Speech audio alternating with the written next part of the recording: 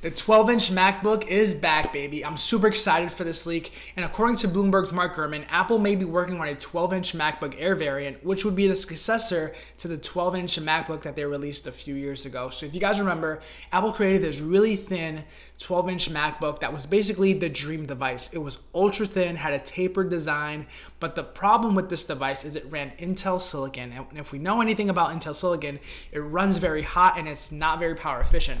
But with these new M2 silicon chips, with the M1, M1 Max, M1 Pro, basically Apple has taken their silicon, they've made it ultra high performance, but low on the power consumption, which makes them able to make devices much thinner and be able to take advantage of that thin enclosure. In this video, I'm going to break down exactly what we know about this device and what you can expect moving forward for Apple's MacBook lineup. Starting out with the release date, when is this product actually going to be released? And this is the biggest question that most people have. Now, there's two new MacBooks that Apple's working on, a 12-inch MacBook successor, and it's rumored to be working on a 16-inch MacBook Air as well. So the 16-inch version is rumored to be coming out first, and this device is expected to be released early next year, Q1 of 2023.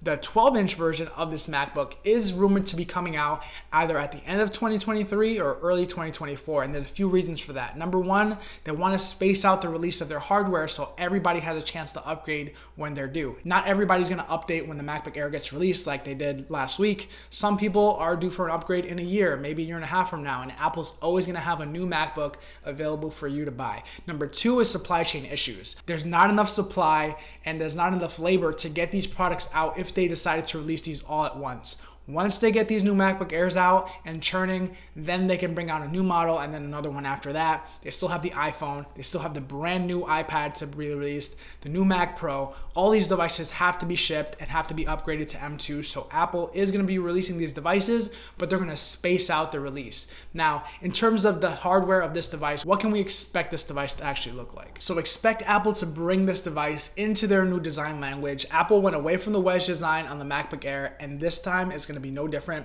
Expect it to be just as thin as a USB-C port, as thin as possible, but with a uniform design, and something that's a little bit more cost effective for people to actually get into the MacBook Air lineup. They kept around the old MacBook Air, and I believe that once they release this 11-inch MacBook Air, they're going to be getting rid of that M1 MacBook Air, and this one is going to be the one that's going to replace it at $999 for the entry-level model. Now, this device is going to sport the M2 Silicon, which is known for its power efficiency, and you're going to be able to get at least 18 hours of battery life. So this device is going to give you that power, portability, and battery life, which is the perfect marriage and the perfect MacBook for most people. So let me know in the comments if you're excited about this device as I am. This is probably a device that I would buy, no questions asked, but let me know about you, and I'll see you guys in the next one. Peace.